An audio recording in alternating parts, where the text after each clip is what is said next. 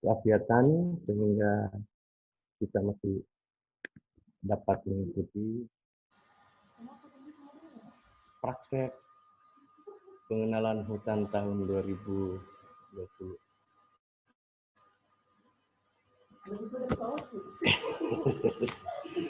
Adik-adik peserta yang kami hormati, Wadek 3, Ketua Panitia dan seluruh panitia yang hadir pada kesempatan ini.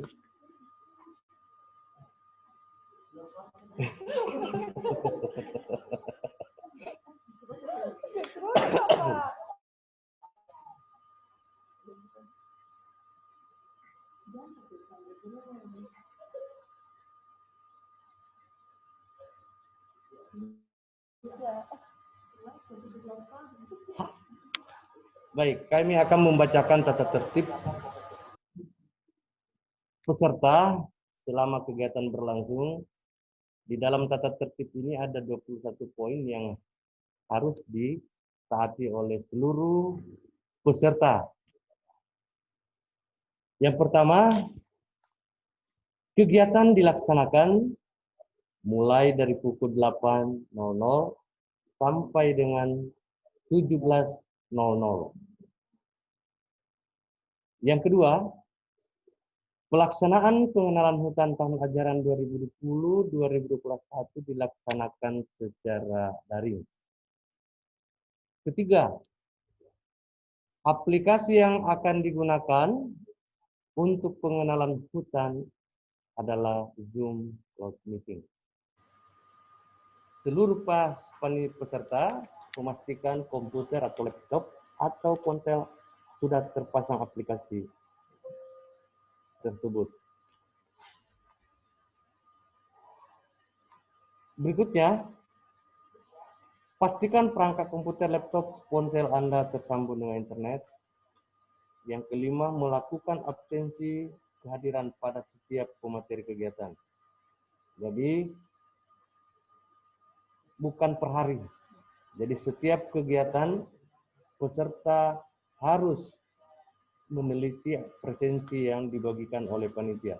Jika tidak, maka peserta dinyatakan tidak mengikuti beberapa agenda. Yang keenam, mahasiswa mengisi presensi melalui Google Form yang dibagikan pada saat kegiatan berlangsung. 7.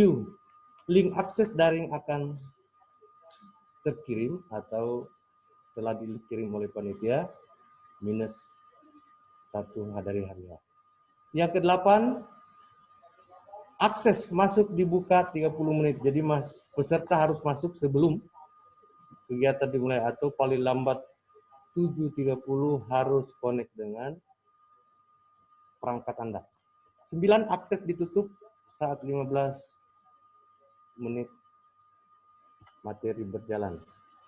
10, pastikan semua rename atau akun mahasiswa diganti berdasarkan nama sesuai dengan tambuk dan atau NIM. 11, mahasiswa dimohon untuk tidak mengaktifkan fitur mikrofon saat kegiatan berlangsung. 12, mahasiswa tidak menyalakan atau memotong presentasi dari pemateri atau sesi tanya jawab akan diberikan setelah selesai, kecuali pemateri mengizinkan. 13, mahasiswa tidak meninggalkan pertemuan begitu saja atau mengerjakan hal lain di luar kegiatan selama kegiatan berlangsung. 14, mahasiswa dilarang mematikan kamera saat pelaksanaan berlangsung. 15, ketika proses kegiatan berlangsung, mahasiswa dapat bertanya kepada narasumber dengan memanfaatkan chat box pada fitur atau aplikasi Anda. 16, peserta kegiatan pengenalan hutan harus berpakaian rapi, yaitu baju yang dikenakan adalah kemeja dan celana panjang. Nggak usah pakai sepatu. 17, peserta kegiatan duduk dengan baik. Nah, artinya adik-adik sudah tahu kalau duduk dengan baik, tidak boleh baring berarti. 18, peserta harus menyediakan alat tulis-menulis bagian penting dari materi yang akan disampaikan. Jadi mahasiswa sambil mengikuti harus mencatat. 19. Selama penyajian materi berlangsung tidak diperkenankan makan. Jadi sebelum acara dimulai gosok memang makanan. 20. Mahasiswa yang tidak mengikuti 2 materi dinyatakan tidak lulus atau dapat mengikuti di tahun 2021. 21. Bagi peserta yang telah dinyatakan lulus, hasil penilaian berdasarkan tugas yang peserta buat berdasarkan perintah dari panitia. Demikian tata tertib ini telah disampaikan untuk dilaksanakan sebagaimana mestinya. Demikian, wabillahi taufiq wal hidayah. Wassalamualaikum warahmatullahi wabarakatuh dan selamat pagi. Baik, terima kasih Bapak. Itulah tadi tata tertib kegiatan kita. Saya rasa sisi pembukaan sudah selesai. Kita akan masuk ke sesi materi. Dan untuk sesi materi yang pertama, saya serahkan kepada host Walid Satriawan Eshut.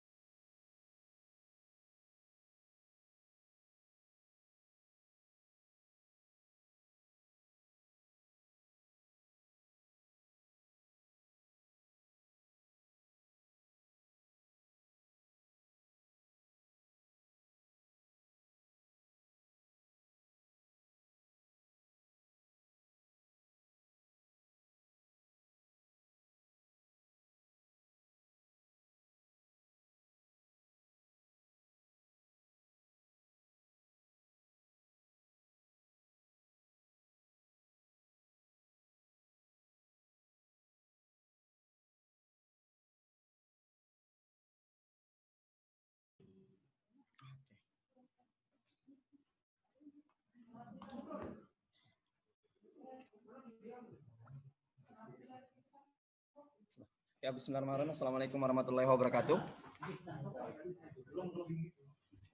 Salam rimba.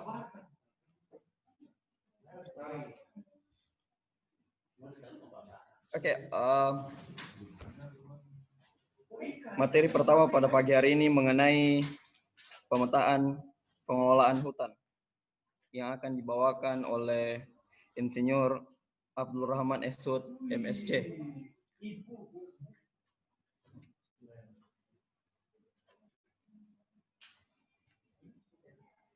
Jadi waktu dan tempat saya persilakan kepada Bapak Abdul Rahman.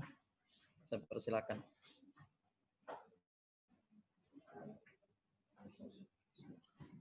Oke, terima kasih banyak. Apakah suara saya terdengar dengan baik? Oke, Assalamualaikum warahmatullahi wabarakatuh. Selamat pagi adik-adik semua, rekan-rekan Bapak Ibu dosen yang saya hormati. Semoga kita selalu dilimpahkan kesehatan, selalu dalam lindungan Tuhan Yang Maha Esa, agar segala aktivitas yang kita urus ke depan selalu lancar dan diberkahi. Amin ya rabbal alamin. Adik-adik sekalian yang saya banggakan, saya pikir tadi sudah ada beberapa penyampaian yang telah disampaikan oleh Ketua Panitia dan telah disampaikan oleh Bapak Anwar, tata tertib peserta, ya, tata tertib peserta, di mana adik-adik sekalian sudah mengetahui bagaimana sikap dan tingkah laku kita selama online. Saya pikir itu umum ya, untuk diketahui secara bersama, kapanpun kita mengikuti kegiatan baik regional, nasional maupun internasional, ada tata tertib dalam mengikuti kegiatan. Ya, adik-adik sekalian, saya harap dapat memahami agar kegiatan ini bisa berjalan dengan lancar. Nah, saya akan membawakan materi, saya akan share materi kita yaitu pemetaan dalam pengelolaan hutan. Ya, saya Abdul Rahman Esud MSc dan ini akan dibawakan di praktek pengendalian hutan. Nah, saya pikir ini tujuan pembelajaran kita. Yang pertama adalah mengetahui konsep pemetaan. Apa sih pemetaan? Saya pikir ini di sini sudah cukup senior. Pasti tidak tabu lah dengan hal-hal pemetaan. Yang kedua, mengetahui pemetaan dalam pengelolaan hutan, bagaimana pemanfaatannya. Mengetahui pemetaan partisipatif atau partisipasi dalam pengelolaan hutan dan mengetahui penggunaan pemetaan kehutanan, misalnya digunakan seperti apa. Ini ya, udah 4 hal yang menjadi tujuan pembelajaran kita. Nah, kita masuk ke tujuan pertama, konsep pemetaan. Nah, kira-kira apa itu peta? Itu yang perlu kita ketahui secara seksama di sini. Nah, saya pikir di sini adik-adik sekalian sudah mengetahui, kira-kira ada yang bisa jawab? Siapa itu peta? Siapa itu peta? Apa itu peta? Silakan. Ya, Mutmainah. Silakan Mutmainah. Dilepas mute-nya atau di unmute. Silakan.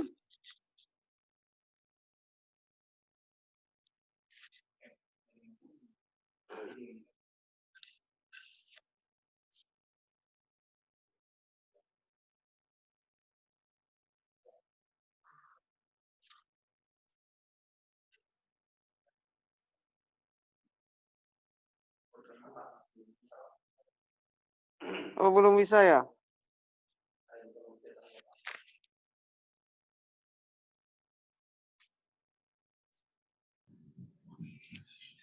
Ya.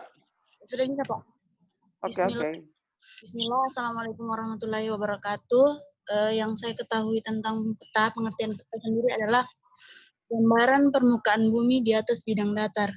Itu yang saya ketahui. Terima kasih banyak. Assalamualaikum. Oke, good.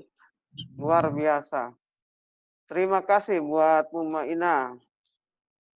Nah, tentunya peta itu adalah gambaran satu wilayah yang di dalamnya memuat berbagai informasi tentang wilayah tersebut, ya. Tentunya banyak sekali informasi di dalam peta.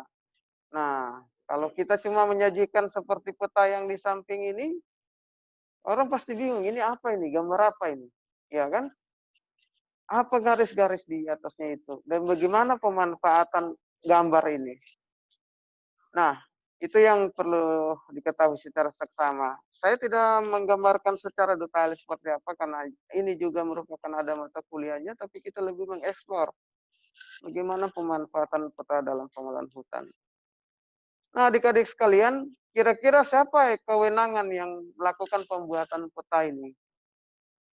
Yaitu sejak zaman Belanda, di abad 17, kita sudah ada ya, kewenangan dari zaman Hindia Belanda, penjajahan Belanda, dan dengan masuknya VOC, lembaga yang menyajikan pemetaan.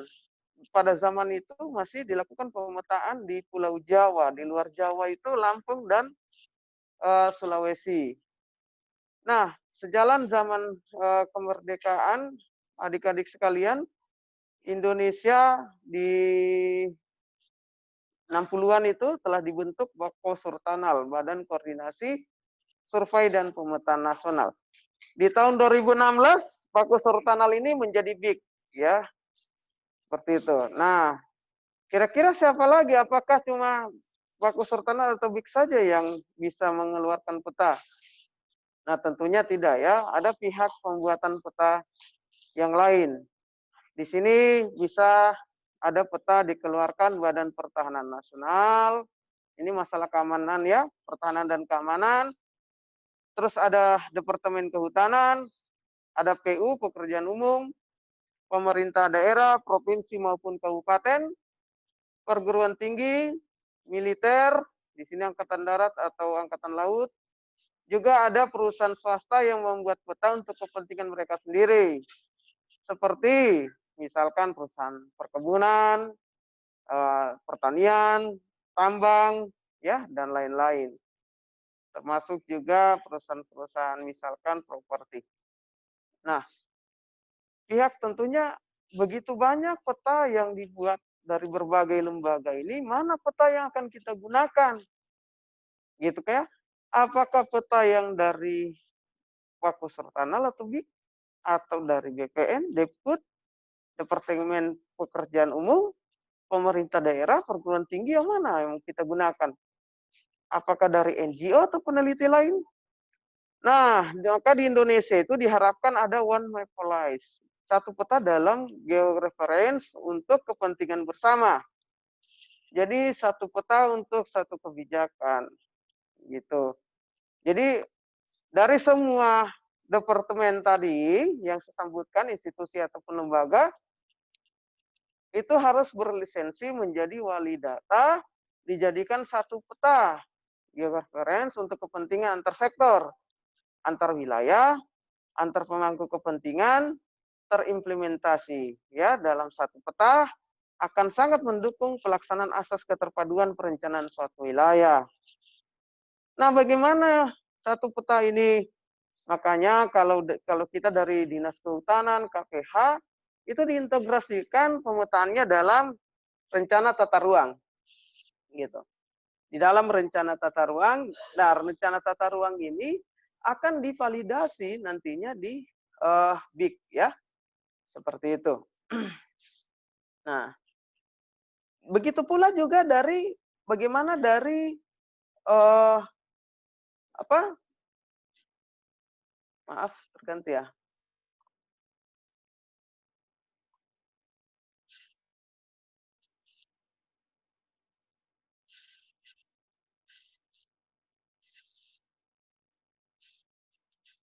Oke, begitu pula juga dari misalkan departemen-departemen lain, pekerjaan umum, ya dari pertanian, dari departemen-departemen misalkan pembuatan irigasi, balai sungai, itu harus semua satu peta dan agar para pengguna nantinya tidak bingung mana yang menjadi wali data gitu dalam menentukan peta, mana peta sesungguhnya misalkan Sulawesi Tengah, mana peta sesungguhnya Kota Palu yang mau dipakai untuk menghindari multitafsir dalam penggunaan peta. Nah, ini saya pikir kalau kita berbicara pemetaan, model pemetaan seperti ini, adik-adik bisa lihat secara baik dalam dunia nyata, tentu kan dirasakan langsung, seperti apa, kadang bersifat tidak teratur, persepsi bersifat subjektif. Oh, ada di sana, tapi tidak tahu di sana itu di mana, lokasinya di mana. Nah, yang kedua, kenapa juga perlu dilakukan pemetaan? Kadang suatu kondisi itu mudah berubah, ya suatu lokasi mudah berubah, tidak dapat diprediksi, gitu ya, suatu lokasi. Makanya dibuatkan pemetaan agar bisa diketahui secara dini. Bagaimana? Yaitu melalui sistem informasi geografis dengan database relasional, hubungan, dan pemetaan gitu. Dalam peta spasial ini tentunya nanti ada atribut, ya, ada tipe, ada gambaran lokasi dan sebagainya. Nah, diharapkan gambaran informasi ini tidak mati. Gambaran ini bisa memuat berbagai macam informasi nyata, real time. Jadi bisa model per titik waktu, bisa model per periode waktu. Kalau titik waktu, misalkan peta itu disajikan untuk gambaran tahun itu saja. Misalkan tahun 2020, ini loh gambaran Kota Palu tahun 2020. Kalau per periode waktu bisa digambarkan ada nanti bagaimana gambaran per periode waktu. Jadi bisa antar waktu ya, bisa antar dalam 1 tahun, bisa perkembangan per bulan dalam spasial peta tersebut. Dan itu memuat dunia nyata di model dalam sistem informasi geografi. Itu model pemetaan saat ini. Kalau dulu kan pemetaan itu membuat sketsa, sketsa itu terus dibuat. Mungkin kalau pernah ada di desa di sini kan, kalau peta desanya begitu terus dari waktu ke waktu. Nah, kalau pemetaan saat ini sudah bersifat titik waktu dan real time. Gitu. Jadi perubahan bisa diketahui. Nah, ini komponen pemetaan. Dalam konsep pemetaan, tentunya aplikasi digunakan dalam rencana tata ruang, rencana pengelolaan hutan, rencana pengelolaan kelautan, rencana keamanan dan pertahanan, dan lain-lain. Banyak sekali ya, termasuk pertanian, perencanaan irigasi, dan sebagainya. Nah, dibutuhkan manusia di sini, di mana SDM pengguna ini adalah pemerintah, masyarakat, perguruan tinggi, dan lembaga atau institusi non-pemerintahan lainnya. Misalkan seperti tadi saya bilang ada perusahaan tambang, ada perusahaan perkebunan, pertanian, dan sebagainya. Apa software yang dipakai? Banyak sekali. Saat ini banyak sekali. Kalau dulu itu ArsInfo, ArcView, ArcGIS. Sekarang banyak sekali ya. Ada Surveyor, AirMapper, AirViewer, MapInfo, AutoCAD, raster vektor, geostatistik, IDRIS, Envi, Elwis. Ada juga sekarang juga lagi rame itu apa ini Google yang dikeluarkan oleh Google ini saya lupa. Nah, banyak sekali aplikasi yang dan banyak provider secara online juga menyediakan pengelolaan pemetaan. Jadi sekarang kalau berbasis pemetaan itu gampang sekali. Kalau di Android kita masing-masing mungkin kita bisa menggunakan Google Maps, gitu ya. Nah, seperti itu. Jadi kalau dari segi software sudah sangat mendukung sekali kehidupan kita sekarang. Bahkan sesungguhnya dengan adanya bawaan default atau umum dari handphone Google Maps itu, kita sudah memang ke depan dituntut paham dengan keadaan-keadaan pemetaan seperti ini, agak lebih adaptif terhadap lingkungan yang kita tuju ataupun lingkungan hidup kita ya. Nah, kalau berbicara komputer banyak sekali sekarang ada komputer tunggal. Kalau dulu masih berbasis komputer gitu. Sekarang sudah sampai Android. Jadi komputer sistem jaringan dengan server LAN atau MAN. Terus komputer dengan jaringan global internet gitu. Nah, banyak sekali sekarang hardware-nya. Terus kebutuhan data apa? Nah, di sini ada peta dasar, nanti saya sampaikan bagaimana peta dasar itu, peta tematik, dan peta perencanaan. Ya, seperti pengaplikasian yang di sini disampaikan ya, banyak apa perencanaan yang ingin kita lakukan. Nah, mungkin adik-adik sekalian, kalaupun misalkan sambil jalan ada yang mau bertanya, bisa ini ya dibantu mungkin raise hand, mungkin co-host juga bisa membantu untuk mengaktifkan mikrofonnya. Jadi langsung bertanya saja ya, adik-adik sekalian.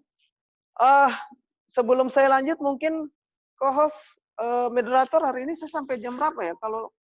Kalau diizinkan waktu mungkin sampai sore saya layani nih Pak, Ibu. Gitu.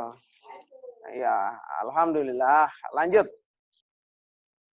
Nah, adik-adik sekalian, ini ya komponen pemetaan yang perlu kita ketahui secara seksama. Nah, bagaimana? Itu tadi ya, sampai di situ mudah-mudahan bisa terarah dengan baik, ya.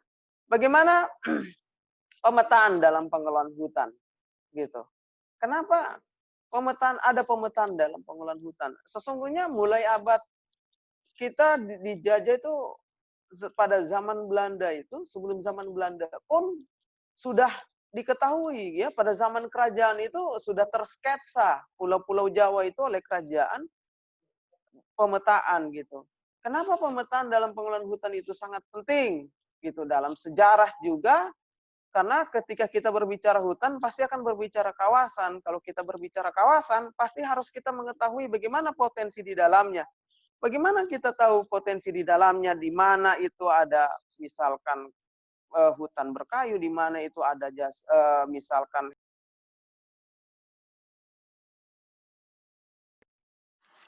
maka oleh karena itu saya pikir tes. Oke. Minta maaf adik-adik sekalian, ada telepon masuk.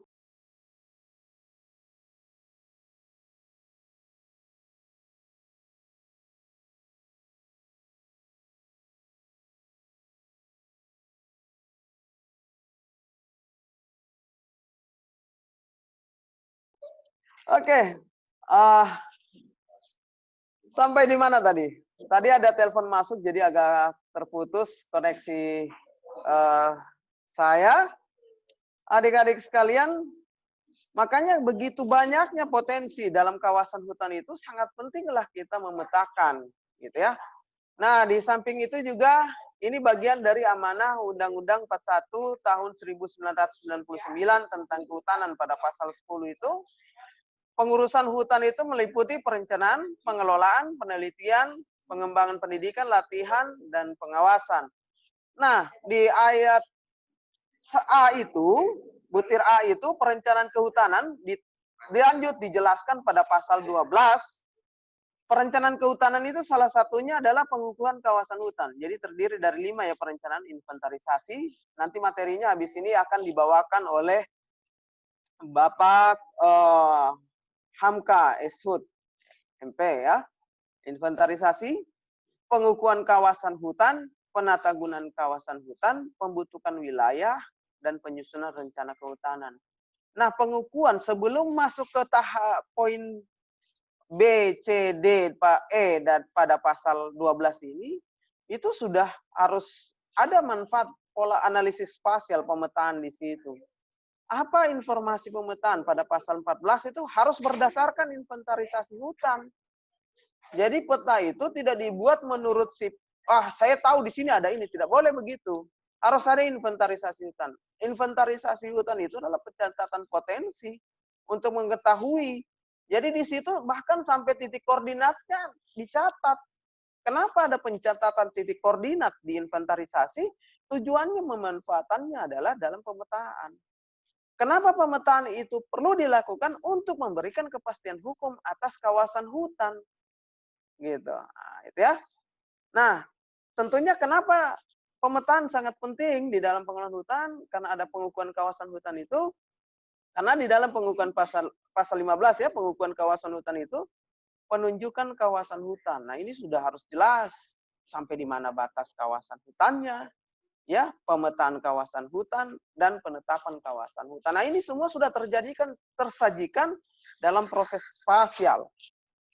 Nah, pada pasal 21 juga dikuatkan bahwa pengelolaan hutan meliputi kegiatan tata hutan, penyusunan rencana pengelolaan hutan, pemanfaatan dan sebagainya. Nah, ini semua tata hutan, penyusunan rencana sudah terbagi secara detail ke dalam proses pemetaan. Makanya bagian atau areal atau lokasi terkecil dalam pengelolaan hutan itu adalah disebut petak, gitu. Makanya bagaimana kita tahu petak berapa, berada di mana, itu melalui analisis spasial pemetaan ya. Adik-adik sekalian, inilah salah satu penguatan kenapa pentingnya juga pemetaan dalam dunia kehutanan. Dan kita dari zaman Belanda sudah jauh mengenal pemetaan ini, gitu.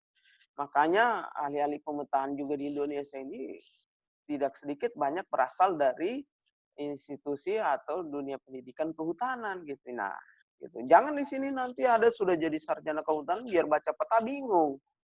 Sudah mau menentukan arah utara, barat, timur, selatan, so bingung di mana utara ini. Nah, gitu. Nanti jangan sampai seperti itu ya. Mudah-mudahan kita bisalah mengaplikasikan walaupun itu hal-hal yang sangat sederhana agar kita bisa juga mempertanggungjawabkan keilmuan kita. Nah, lanjut. Kenapa peta juga sangat penting? Agar kawasan hutan adalah bagian integral dari pola ruang dan rencana tata ruang wilayah. Ini sangat penting. Kenapa? Di dalam tata ruang itu akan berbicara ruang, tata ruang berbicara wujud struktur ruang dan pola ruang. Kalau kita berbicara pola ruang di situ, maka ada pola ruang lindung dan pola ruang budidaya. Kalau pola ruang lindung itu, maka semua kawasan hutan konservasi, hutan lindung masuk di dalam pola ruang lindung. Gitu, makanya sangat penting kita punya peta kehutanan gitu.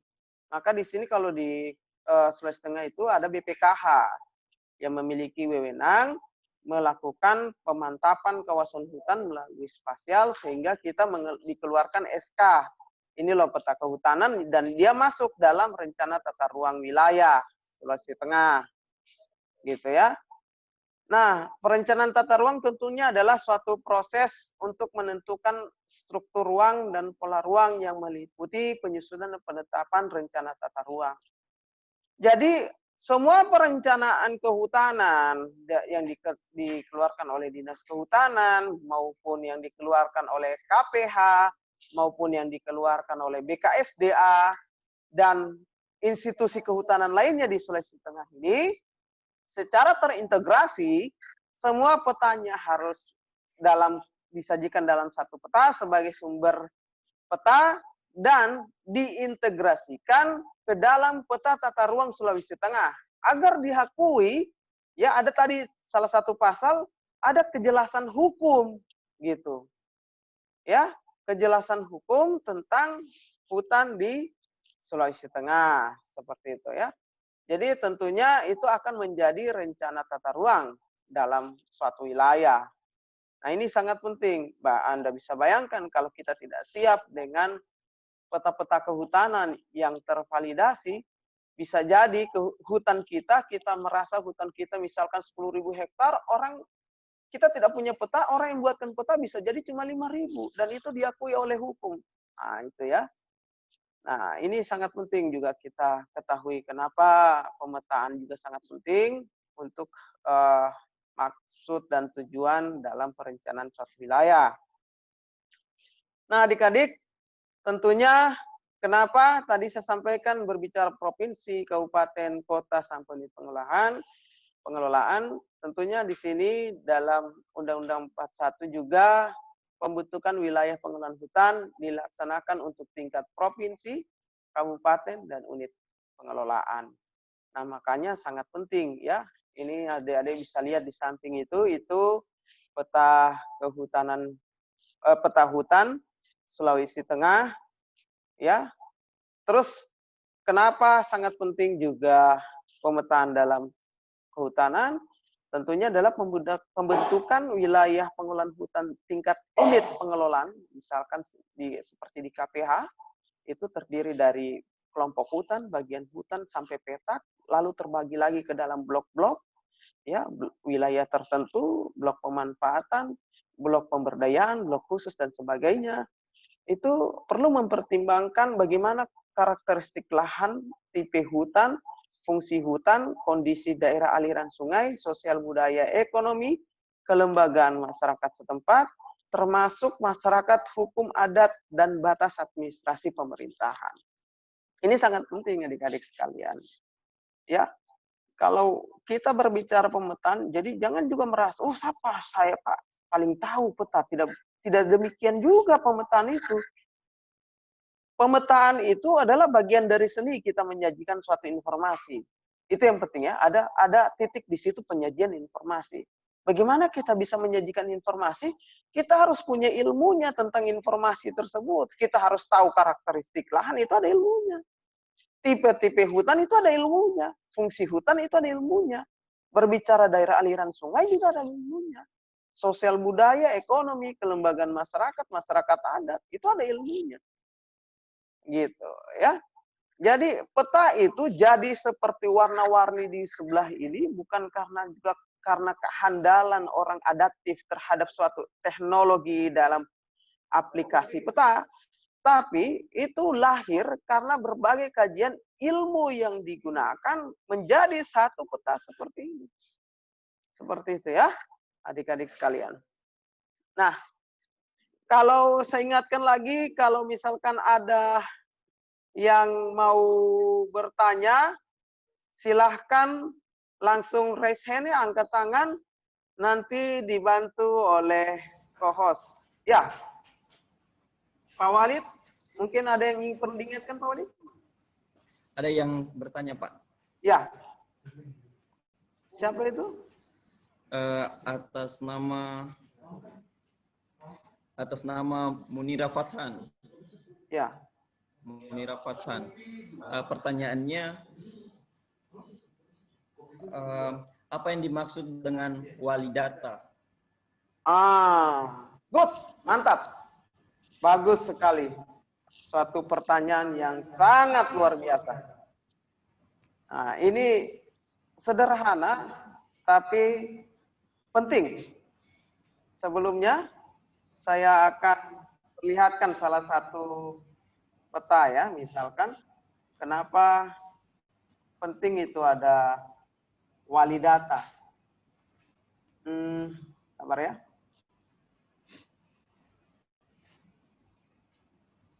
Wali data. Ya, bukan Pak Walid ya, wali data. Gitu. Jangan nanti dibilang, ini Pak Walid punya nama ini. Bukan ya. Beliau ini orang ganteng, sekali lagi adik-adik sekalian bahwa beliau ini masih single. Gitu ya. Jadi silakan kalau misalkan ada yang sangat tertarik dengan beliau, beliau sangat membuka karena lagi kosong juga itu. Bercanda Pak Walid.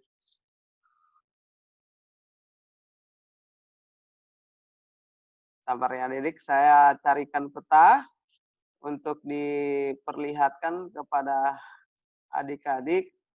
Ini salah satu contoh misalkan kenapa perlu ada wali data di peta tersebut.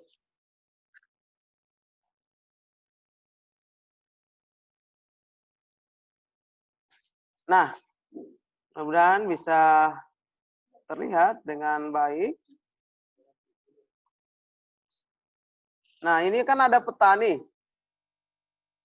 Ini peta Kota Palu. Di sini ada sumber peta nih. Sumber peta yang disampaikan di dalam peta ini, inilah wali data, adik-adik sekalian, yang memiliki kewenangan secara resmi mengeluarkan peta yang valid untuk digunakan sebagai sumber peta. Gitu ya. Nah, di sini dicantumkan gitu. Seperti itu. Agar ketika siapapun institusi atau lembaga atau pihak individu membuat peta dapat melihat histori, oh peta ini dibuat dari sumbernya dianalisis ini. Oh di sini peta yang valid ya sebagai sumber diakui secara hukum. Itu yang disebut dengan wali data. Ya. Jadi wali data itu adalah data-data yang dikeluarkan dan bisa dipertanggungjawabkan ya baik secara ilmiah maupun secara hukum. Itu yang maksudnya tadi saya sampaikan. Makanya sekarang orang banyak keluarkan peta. Petanya itu valid tidak, sah tidak, diakui secara hukum atau tidak. Seperti itu. Itu yang perlu diketahui ya dalam suatu pemetaan. Dan ini sangat penting. Karena kalau kita berbicara peta, ini sudah menggambarkan suatu kondisi, suatu wilayah. Gitu.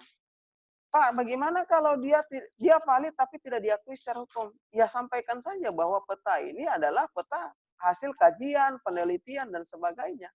Itu valid juga, sah gitu. Tapi bagaimana itu mau dijadikan acuan dalam suatu perencanaan, itu perlu dimasukkan dalam proses-proses perencanaan informasi penelitian tersebut agar bisa menjadi sah, valid, dan diakui secara hukum. Itu pertanyaan dari mana tadi, Pak Hos? Oke. Dari Munira ya. Good sekali Munira. Luar biasa pertanyaannya. Itu penting sekali itu. Pertanyaan yang sangat sederhana dan sangat penting. Jadi, Munira masih raise hand itu. Mungkin mau ditanggapi. Silakan Munira. Nah, ini dari skema ini. Assalamualaikum, Pak. Ya, waalaikumsalam warahmatullahi wabarakatuh. Munira Fatan, silakan masuk. Munira, wah, hilang lagi. Munira, oke. Saya mau bertanya sedikit lagi, Pak. Oh, iya, banyak juga, tidak masalah. Jangan pelit dalam bertanya, apalagi dalam menuntut ilmu ya. Ya, Pak. Begini, Pak. Tadi kan sumber data yang saya lihat itu terdiri dari beberapa sumber. Nah, apakah dalam perencanaan pengelolaan hutan itu kita harus memiliki sumber data yang lebih dari satu, atau maksudnya hanya bisa saja kita gunakan hanya dari sumber data yang satu saja? Mungkin itu saja dari saya, Pak. Terima Iya. kasih. Oke, good. Luar biasa. Menarik sekali pertanyaannya. Apakah sumbernya satu saja atau lebih dari satu? Kalau kita berbicara analisis spasial secara komprehensif, pasti data yang dimiliki secara spasial itu lebih dari satu. Adik sekalian ya. Seperti itu. Misalkan kita mau bicara apa? Analisis tentang kelerengan. Gitu. Itu peta tematik. Kalau kita peta tematik itu analisis lerengnya itu kita ambil dari mana? Gitu. Ya. Misalkan pasti informasi-informasi dari sebelumnya. Seperti itu. Nah, pasti dari citra, harus ditaruh sumber citranya dari mana. Dan itu harus sumber citra yang tervalidasi dan diakui oleh para pengguna peta. Makanya kita menggunakan Demnas. Gitu ya. Terus, apalagi sumbernya yang lain? Pasti kalau kita menggambarkan kelerengan atau ada batas administrasi. Batas administrasi dari mana kita bisa gunakan sumbernya? Batas administrasi yang valid dikeluarkan itu dari BIK. BIK itu secara turunan petanya itu keluar melalui rencana tata ruang wilayah. Gitu. Ya. Tidak ada peta kehutanan itu secara valid mengeluarkan batas administrasi. Gitu. Seperti itu. Maka sumber itu pasti akan lebih dari satu. Apalagi kalau dia sudah berbicara secara komprehensif tentang kajian-kajian spasial, berbicara misalkan pemetaan biodiversity atau keanekaragaman hayat, lebih dari satu sumber peta yang digunakan. Pasti kita menggunakan data tutupan lahan. Data tutupan lahan dari mana kita mau pakai? Nah, data tutupan lahan ini bisa dikeluarkan data statistik kehutanan, itu diakui, dan juga data statistik dari rencana tata ruang. Dan biasanya data statistik rencana tata ruang juga itu dikeluarkan secara tersendiri. Nah, namun dua-dua itu diakui, kita harus tentukan gitu. Ya, sumber peta dan wali datanya. Saya pikir mudah-mudahan itu bisa memuaskan menjawab. Saya lupa tadi siapa yang bertanya? Moderator? Ada 3 orang, menarik sekali. Izin Pak. Bukan bertanya ya. Pamit itu. Atas nama Krisdayanti. Artis ini Pak. Oh, iya. Dengan Arfan dan Rani Anggreni M. Tahir. Iya. Silakan. Apa yang perlu diperhatikan dalam pembuatan peta? Dan ini saya rangkum sekaligus 3 ya Pak? Iya, boleh. Yang pertama itu apa yang perlu diperhatikan dalam pembuatan peta, kemudian konsep, bagaimana konsep pemetaan dalam pengelolaan hutan, dan apa sih fungsi pemetaan dalam dunia kehutanan? Itu pertanyaannya ketiga-tiganya Pak. Kenapa? Fungsi apa yang ditanya? Fungsi pemetaan dalam dunia kehutanan? Itu. Baru kita mau masuk di sana tadi, tapi kan ada yang bertanya. Silakan Pak, Gitu. dijawab Pak. Bisa diulang tadi Pak? Agak gagal fokus. Pertanyaan pertama dari Harfan. Itu hal apa yang perlu diperhatikan dalam pembuatan peta? Arfan ini mudah-mudahan dia tidak Yang ketinggalan kedua tadi dari yang saya Krisdayanti, sampaikan. bagaimana konsep pemetaan dalam pengelolaan hutan. Kemudian yang terakhir dari Rani Anggreni, apa pentingnya pemetaan dalam dunia kehutanan? Kalau pentingnya nanti sejalan dengan slide ini akan kita sampaikan ya. Yang pertama tadi apa hal-hal penting yang perlu diperhatikan dalam pemetaan. Banyak sekali yang perlu diperhatikan dalam pemetaan. Ya, adik-adik sekalian, kalau kita berbicara pemetaan itu banyak sekali. Nah, salah satunya tadi ini. Ini kan tadi sudah saya sampaikan. Ini komponen penting untuk kita pahami gitu. Kalau kita berbicara pemetaan, pasti akan ada data di dalamnya. Ini hal penting.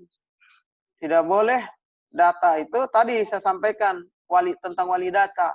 Data itu harus valid berdasarkan kajian yang telah dilakukan dan dia sah sebagai peta atau data yang digunakan dan dia legal secara hukum. Itu prinsip hal penting gitu ya. Nah, pemetaan juga dalam hal penting itu kita mau aplikasikan untuk tujuan apa? Rencana peta ruang, pengelolaan hutan, pengelolaan kelautan, keamanan pertahanan, pertanian, irigasi, pembangunan suatu wilayah, misalkan membuat peta desa dan sebagainya. Apa hal penting lagi yang lainnya? Ada masyarakat, ada pemerintah, SDM pengguna sistem pemetaan itu ya. Ada pemerintah, ada masyarakat, ada perguruan tinggi, lembaga institusi non-pemerintahan, semua perlu dilibatkan. Makanya ada yang disebut dengan pemetaan partisipatif. Ini kita berbicara hal penting pemetaan dulu ya. Seperti itu. Nanti ada lagi hal penting apa yang perlu diperhatikan dalam pemetaan partisipatif. Apa hal penting yang lainnya? Software. Software itu semakin terbarukan, semakin canggih, semakin bagus analisis kajian spasial yang dilakukan. Kalau softwarenya juga versi-versi yang cukup lama, perlulah diupdate ya, diupdate, diupgrade softwarenya. Silakan Anda enaknya menggunakan software apa? ArsInfo, ArsView, ArcGIS, Quantum GIS, silakan. Seperti itu. Ya. Apalagi hal penting? Hardware penting sekali. Makanya kalau sekarang kalau beli komputer ataupun laptop, pasti bilang, Pak, saya mau beli komputer atau laptop yang bisa grafis. Karena kalau berbicara pemetaan ini adalah grafis. Gitu. Jadi komputernya harus yang mantap. Gitu ya. Jangan tersendak-sendak dalam pengelolaan grafis ini. Itu sangat penting. Ya. Ini hal-hal penting yang perlu diketahui dalam pemetaan. Pertanyaan kedua tadi, Pak Moderator.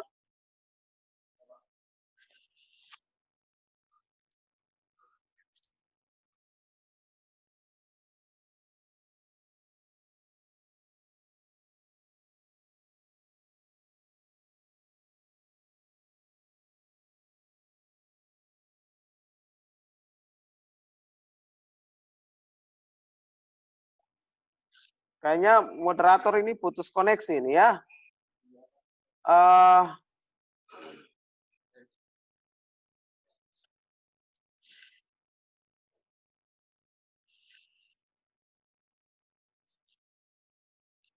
Oke, pertanyaan berikutnya Pak.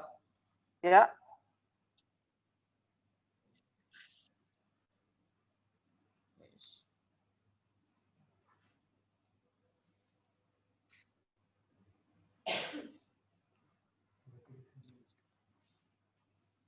Apa arti peta itu sudah ya. Tadi itu disampaikan Timothy. Terus apa lagi?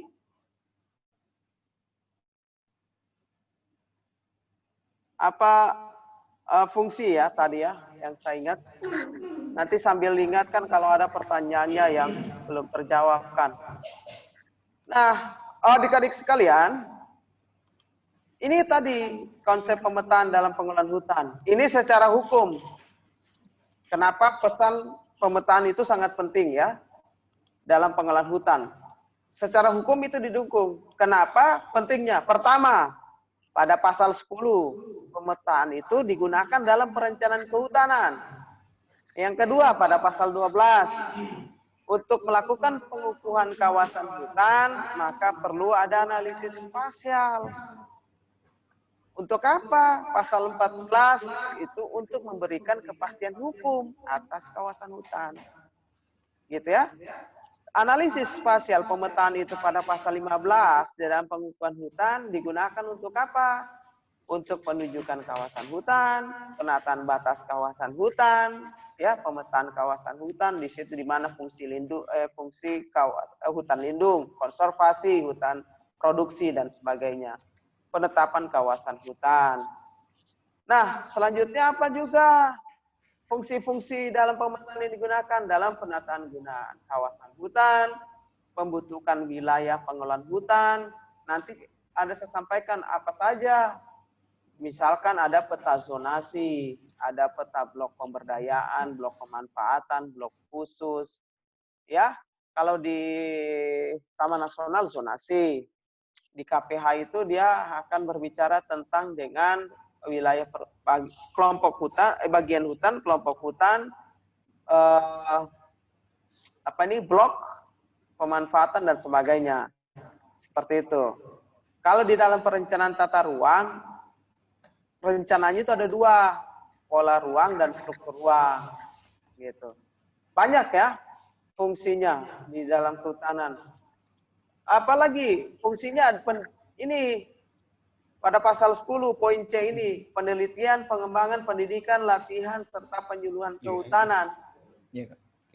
Apalagi fungsinya untuk pemetaan, bisa berfungsi pengawasan. Kalau kita membuat peta kebakaran hutan, kan kita bisa ketahui siapa-siapa membakar dan di mana yang membakar kawasan hutan, membuka lahan hutan, seperti itu ya. Nah, ini yang perlu kalian ketahui secara khusus. Penting, banyak sekali saya pikir tentang manfaat-manfaat tentang pemetaan dalam pengelolaan hutan. Nah, itu ya tentang fungsinya. Nah, salah satunya adalah kenapa pemetaan juga dilakukan, ini salah satu pentingnya adalah agar bisa terintegrasi dalam rencana tata ruang wilayah. Seperti apa? Nah, ini ada peta kehutanan kita Sulawesi Tengah, gitu. Apa fungsi lain lagi dalam analisis spasial? Misalkan difungsikan dalam menggambarkan neraca sumber daya hutan, gitu. Neraca sumber daya hutan itu akan berbicara dari waktu ke waktu perubahan kawasan hutan, dari waktu ke waktu potensi kawasan hutan. Jadi pemetaan itu banyak sekali fungsinya ya, banyak sekali. Gitu. Apalagi kita bisa menggunakan pemetaan dalam kehutanan untuk mengetahui, mengukur daya dukung, daya tampung lingkungan hidup. Apalagi jasa ekosistem, banyak sekali. Ya, kita bisa juga fungsi pemetaan dalam bidang kehutanan untuk melihat perubahan iklim, melihat hazard, kerentanan dan sebagainya ya, tingkat bencana dan sebagainya. Banyak sekali fungsi pemetaan ini. Dan kenapa saking banyaknya fungsi pemetaan saat ini dibutuhkan, makanya beberapa teknologi saat ini termasuk HP yang Anda gunakan itu sudah membawa aplikasi bawaan atau default bawaan ya dari handphone tersebut, Google Maps. Sangat pentingnya itu pemetaan. Gitu. Oke, mudah-mudahan itu bisa menjawab. Kita lanjut. Sampai jam berapa saya ini, moderator? Sampai jam 10, setengah jam lagi. Oh, masih banyak. Setengah 10 besok ya? Oke. Pak Anwar itu. Jangan batuduh. Ah ya, tidak kedengaran Pak Walid. Suaranya Pak Walid putus-putus. Sudah turunkan tangannya, Pak. Oh, siapa tadi tuh? Oke, ada teman-teman yang ingin bertanya, silakan angkat tangannya. Ya, silakan raise hand atau mengetik di kolom chatting. Sambil menunggu, saya lanjut. Nah, itu tadi pentingnya pemetaan dalam pengelolaan hutan. Nah, bagaimana pola pemetaan dalam kawasan hutan? Anda bisa lihat di gambar ini, dosen Anda sekalian yang paling ganteng itu, ya, lagi pertemuan secara partisipatif dengan para stakeholder merencanakan pembaharuan peta. Nah, itu peta disajikan di atas meja itu, ukuran kurang lebih 1 meter sampai 1,5 meter. Lalu kita cari tahu ini apa yang terjadi di lokasi ini, apa di lokasi ini, apa di lokasi ini, dan sebagainya. Itu yang disebut dengan pemetaan interaktif. Jadi peta juga tidak serta-merta satu orang buat langsung jadi, sudah diakui. Tidak seperti itu. Untuk melegalisasi suatu peta itu prosesnya panjang.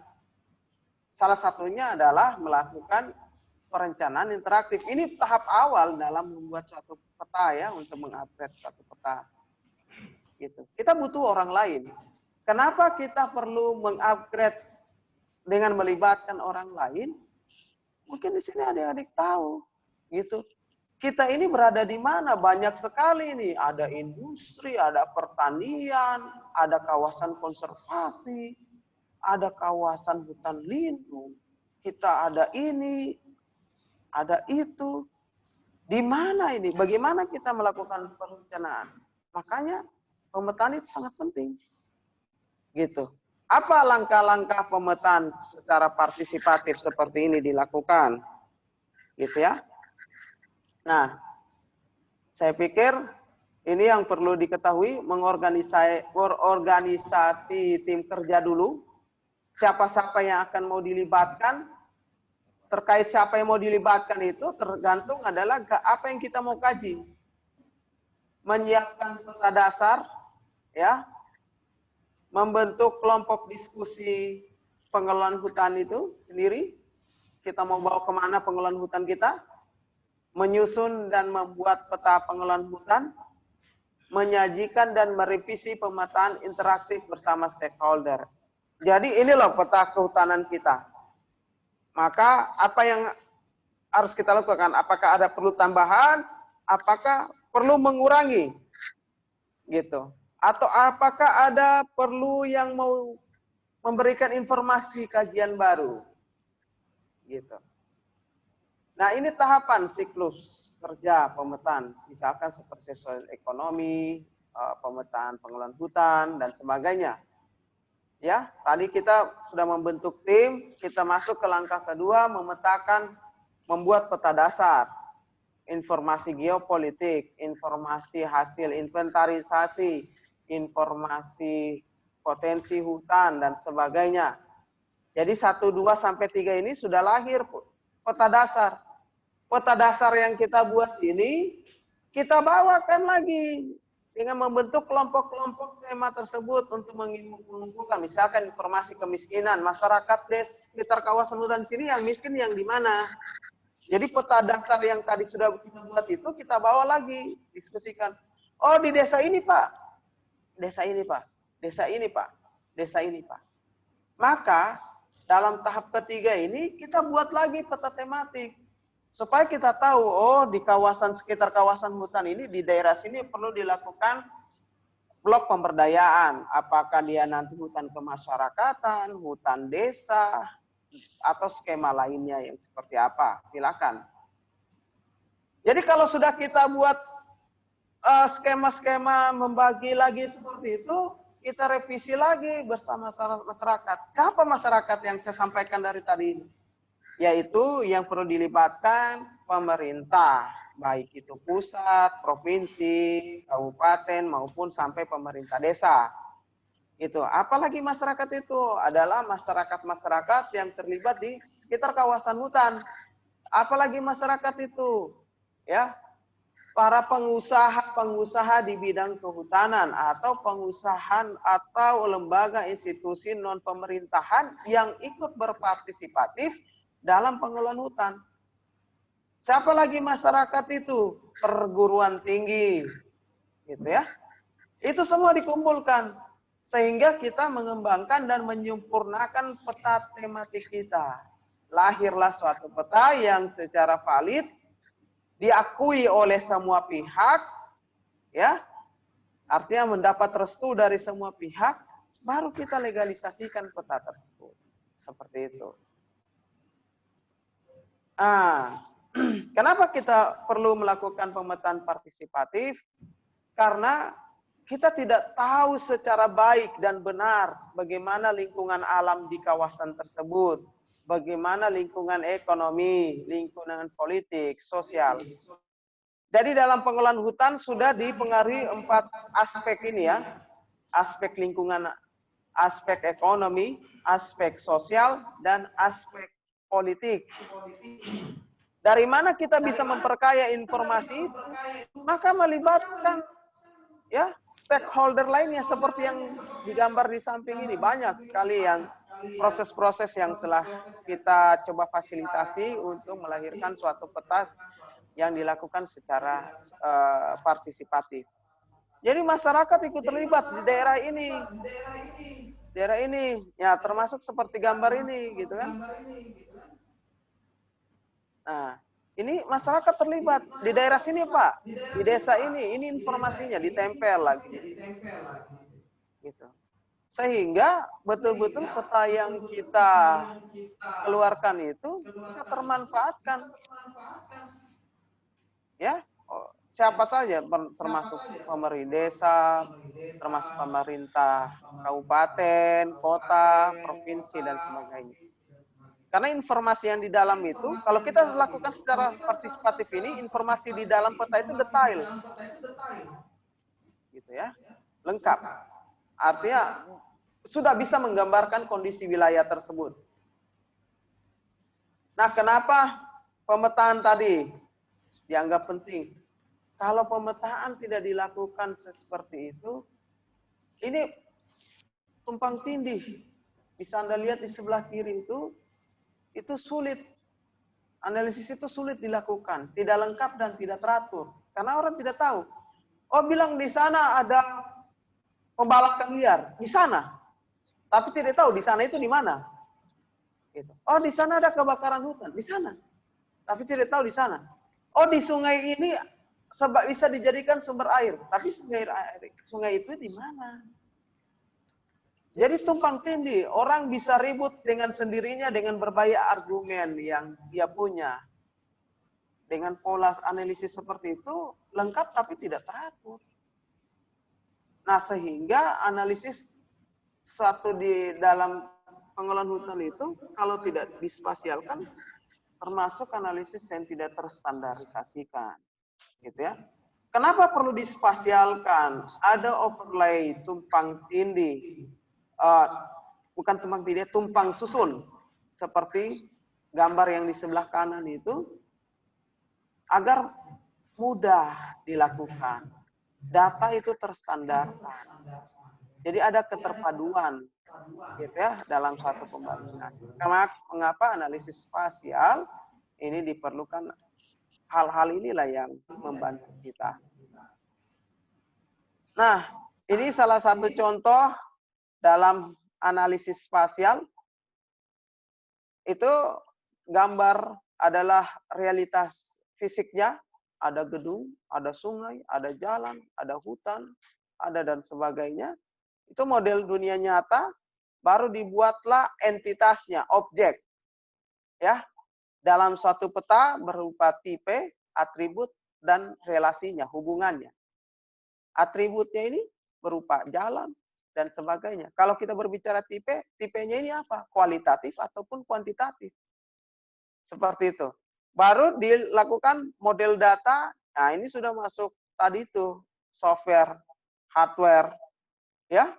dianalisis. Apakah kita menggunakan kuantum, ArcGIS, dan sebagainya. Baru menjadi basis data, menjadi peta. Nah, ini pemanfaatan data dalam pemetaan. Tadi sudah saya sampaikan ada peta dasar. Peta dasar itu apa aja? Peta administrasi, desa, kecamatan, kabupaten, provinsi. Itu peta dasar. Gitu ya. Peta tematik apa saja? Dalam peta RBI ada topografi yang sebelah kuning itu ya, kelerengan, sungai, peta mata air, peta iklim, geologi, moratorium hutan, terus potensi sumber daya alam, peta izin usaha, apakah usaha pertambangan, usaha perkebunan, pertanian, dan sebagainya. Itu peta tematik, peta rawan bencana, peta tutupan lahan, peta kawasan hutan, banyak peta lainnya yang mendukung. Apalagi peta lainnya itu, ya, banyak sekali. Peta hidrologi, peta kelerengan, peta jasa ekosistem, peta daya dukung, itu tematik semua, berbentuk tematik. Apa? Jadi perkawinan analisis peta dasar dan peta tematik ini yang dilakukan secara analisis spasial diperuntukkan untuk peta pengelolaan hutan. Ada peta zonasi, peta bagian pengelolaan hutan, misalkan bagian hutan apa, terus ada peta blok petak, pemanfaatan, misalkan, ini salah satu contoh ya, dalam perencanaan pengelolaan hutan, pemberdayaan, blok petak khusus, misalkan di situ, atau ada blok-blok khusus untuk peribadatan, atau masyarakat adat, dan sebagainya. Nah, ini salah satu contoh. Tadi saya bilang series peta itu.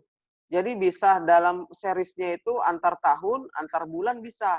Ini salah satu contoh pemanfaatan peta dalam pengelolaan hutan. Misalkan gambaran lokasi kebakaran hutan lahan di Sulawesi Tengah.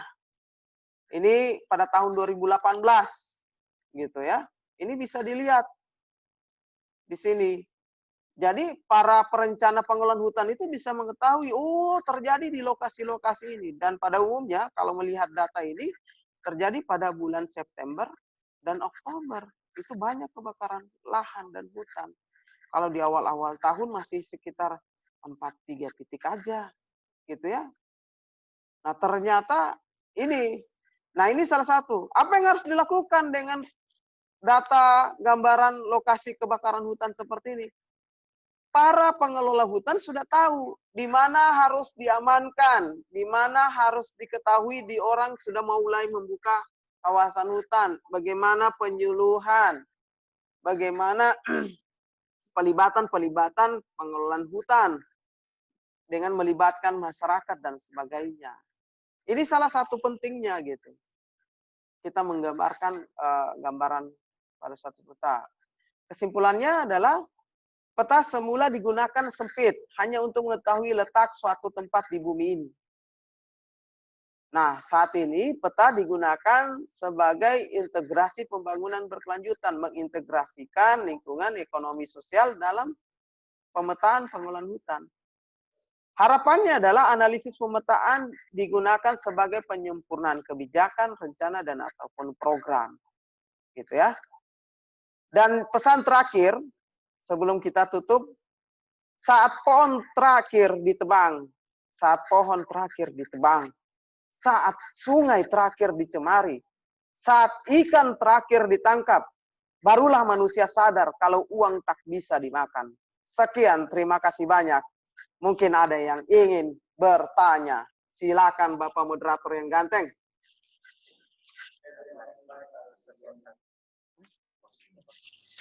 Ya, terima kasih banyak. Oke, saya ingatin ke adik-adik semua, sebelumnya salam rimba. Ini. Jadi jangan lupa untuk mencatat, dan nanti teman-teman akan mengumpulkan resume di link yang akan dibagikan untuk link pengumpulan. Dan juga ini, jangan, kalau bagi teman-teman yang mau buang air kecil, saya persilakan dalam 5 menit ya. Jangan keluar-keluar terus. Ini terlalu banyak izinnya. Ya, ada yang ingin bertanya Pak atas nama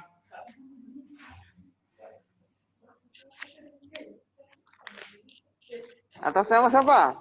Pak, panjang sekali ini Pak. Hah? Atas nama Trisna. Oh, Atas nama namanya Trisna. pendek, pertanyaannya yang panjang. Ya Pak. Pertanyaannya, ada 3 komponen data yang disebutkan tadi. Di antaranya ada peta dasar, peta tematik, dan peta perencanaan. Bisa Bapak jelaskan dari ketiga bagian data tersebut apa fungsi masing-masing, Pak? Dari ketiga data tersebut. Oh, sangat penting fungsinya. Good. Ada lagi mungkin supaya saya bisa menjawabnya secara satu sekaligus.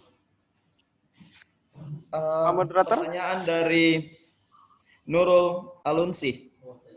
Manfaat sistem informasi geografis untuk pemantauan dalam bidang kehutanan. Oh ya, sudah saya jelaskan tadi ya, manfaatnya banyak sekali. Silakan dijawab dulu, Pak. Ada lagi pertanyaan lain? Sebelum saya jelaskan peta dasar tematik.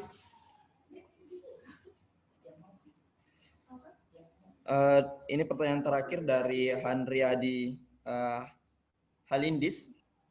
Seperti yang dijelaskan, model pemetaan ada 2, titik waktu dan per periode. Bagaimana apabila sebuah kawasan hutan yang telah dipetakan ada perubahan lapangan ataupun terjadi kerusakan hutan? Apakah dilakukan pembaharuan data atau bagaimana? Oke, good. Luar biasa pertanyaan hari ini dan semangat sekali dan sudah mulai kritis mahasiswa kehutanan. Pertama saya pemanfaatan peta dasar peta tematik ini. Kalau kita berbicara pemetaan, kita masuk di peta dasar dulu. Peta administrasi, desa, kecamatan, kabupaten, ataupun batas provinsi itu harus jelas, valid. Nah, ini Anda bisa lihat di gambar di sebelahnya, ini di overlay antara peta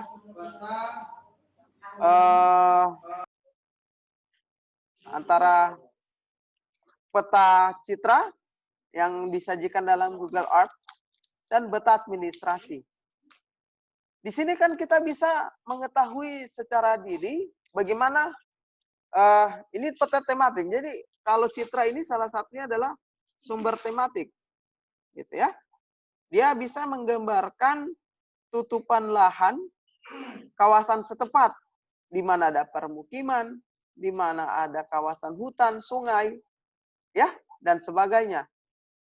Nah, bagaimana kita berbicara tentang sungai? Oh, ada ini sungai dari hulu ke hilir. Kita tidak bisa bicara seperti itu. Dari hulu ke hilir itu kemana saja. Nah, kalau kita overlay dia tumpang susun dengan peta administrasi seperti ini, kan kita bisa tahu sungai ini melewati kecamatan A, kecamatan D, kecamatan M, kecamatan R. Gitu. Nah, ini fungsinya peta dasar dan peta tematik kalau kita berbicara tutupan lahan.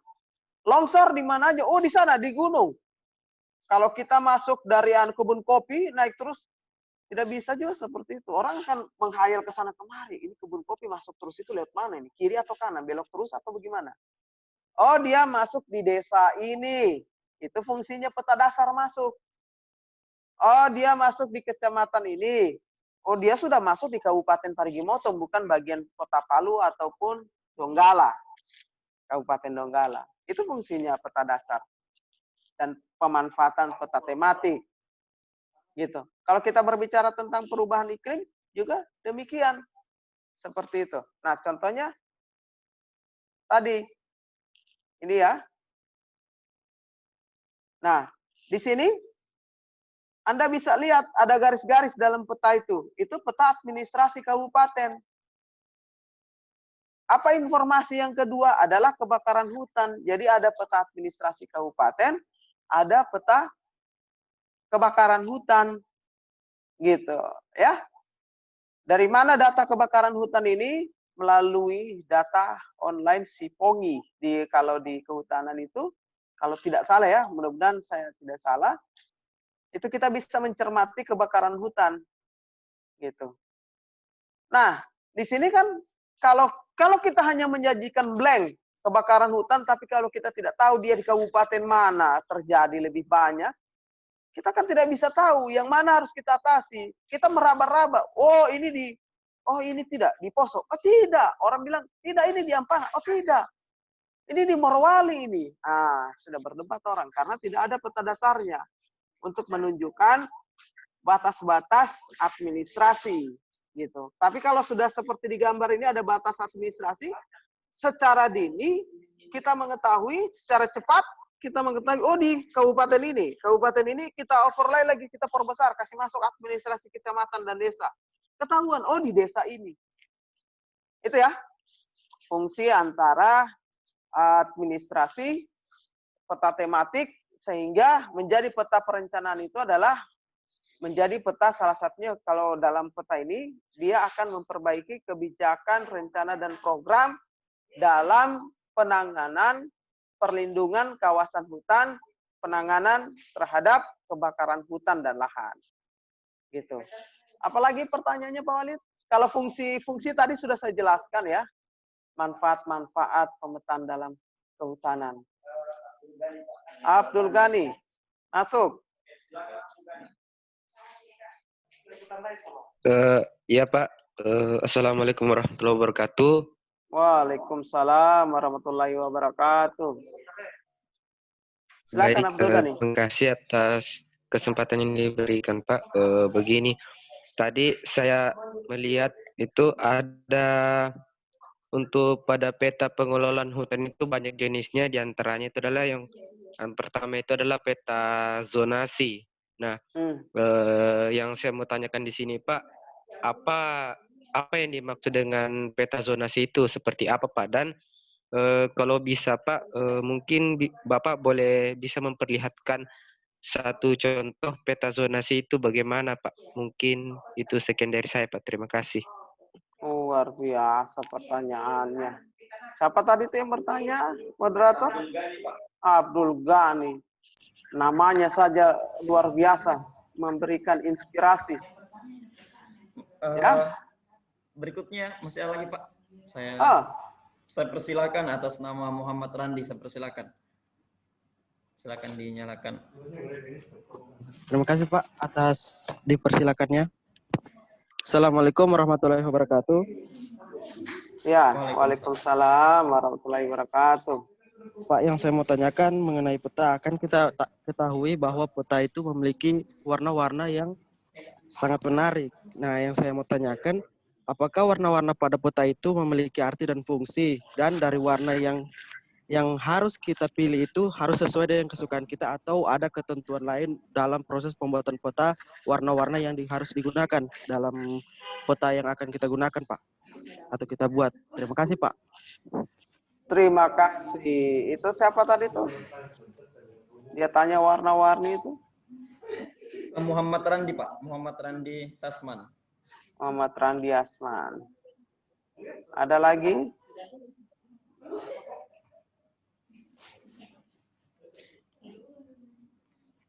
Silakan.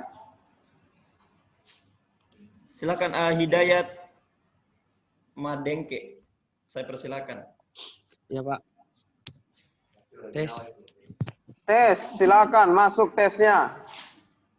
Iya Pak, saya ingin bertanya dalam hal pemetaan tentunya banyak data dan info tentang pengelolaan hutan. Hal ini tentunya masyarakat, contohnya itu masyarakat di sekitar hutan Pak. Pertanyaan saya, bagaimanakah atau adakah langkah-langkah sosialisasi yang baik dengan masyarakat di sekitar hutan tersebut mengenai pemetaan Pak? Terima kasih. Oke. Good. Oke, saya mulai dari pertanyaan terakhir.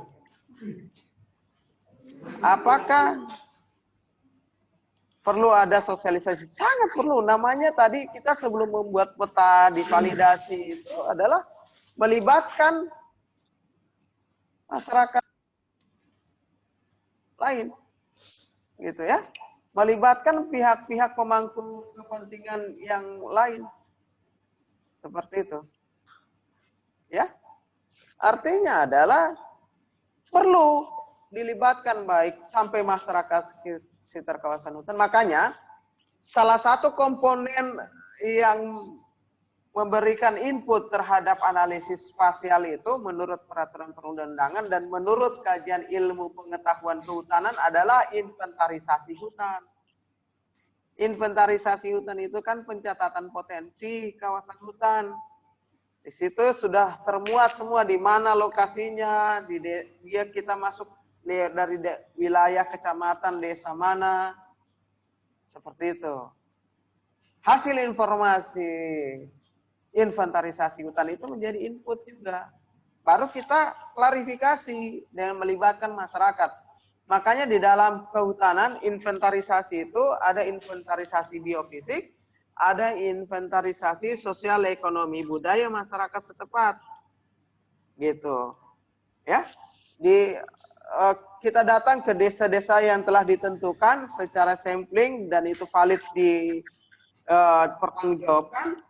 Maka kita sampai di desa itu, kita mengundang perangkat desa, kita mengundang para petani, masyarakat yang tinggal di sekitar hutan, ataupun masyarakat yang memiliki tingkat ketergantungan terhadap hutan, tingkat ketergantungannya itu baik penggunaan lahan ataupun pengelolaan lahan. Duduk situ, gitu. Kita wawancarai, kita cari tahu apa yang mereka inginkan, apa itu agar terintegrasi dalam rencana pengelolaan hutan, gitu. Ya. Nah, lanjut. Tes. Suara saya apakah masih terdengar? Oke. Lanjut. Pertanyaan kedua dari terakhir. Pak, tentang warna-warna peta ini. Bisa tidak, Pak? Warnanya kita suka-suka hati kita tidak boleh, adik-adik sekalian. Kalau kita berbicara warna peta, itu ada ketentuannya. Ketentuannya itu pertama adalah dikeluarkan oleh siapa? Ada dikeluarkan oleh SNI, ya, Standarisasi Nasional Indonesia. Mereka juga mengeluarkan pedoman pewarnaan peta SNI. Di kehutanan juga ada peraturan, saya lupa peraturan apa ya, pemerintah menteri yang tentang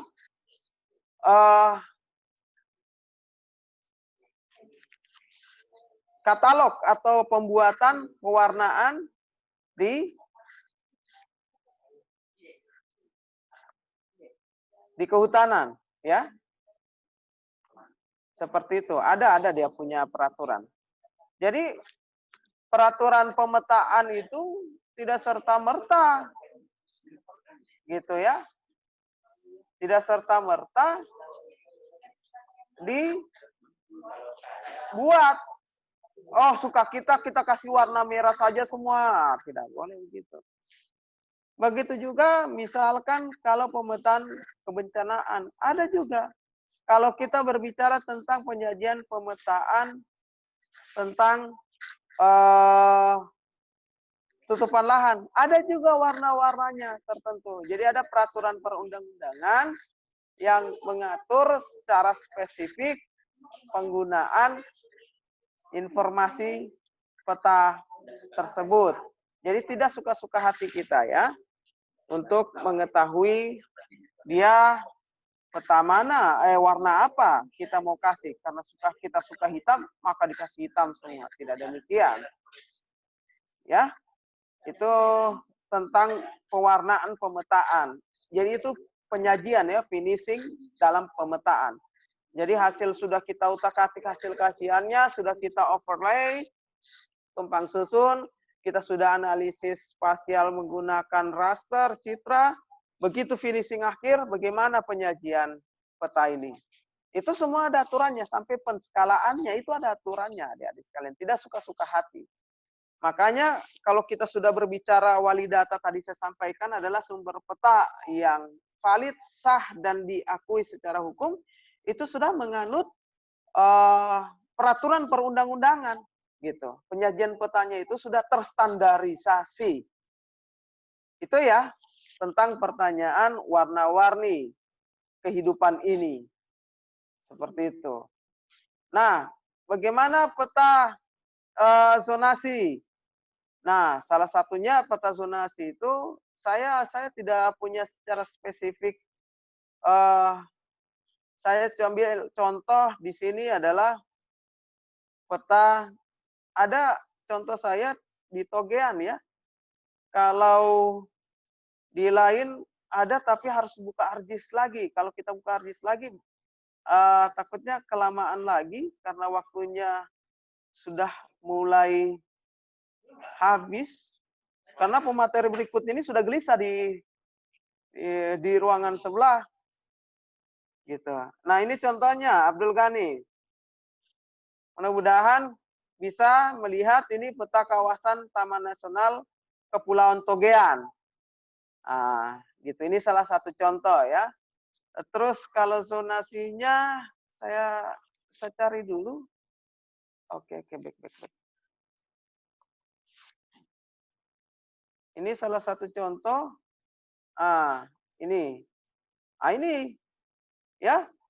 Contohnya, ini ada zona inti, zona khusus, zona pemanfaatan, zona perlindungan bahari, zona rehabilitasi, zona religi, budaya, sejarah, dan zona rimba, zona tradisional. Ini ya, begini petanya, contohnya. Seperti itu. Ya, kalau kita, zona pemanfaatan mana saja nih? Nih, yang hijau-hijau nih. Gini, nih. Gitu. Yang biru ini apa nih? Ini warnanya sudah terstandarisasi berdasarkan peraturan perundang-undangan ya. Nih, ini perlindungan bahari gitu. Oke. Gani, mudah-mudahan bisa menjawab pertanyaan Anda. Silakan, mungkin ada yang lain atau raise hand. Ada Muhammad Asnur. Masuk. Ya, Assalamualaikum warahmatullahi wabarakatuh.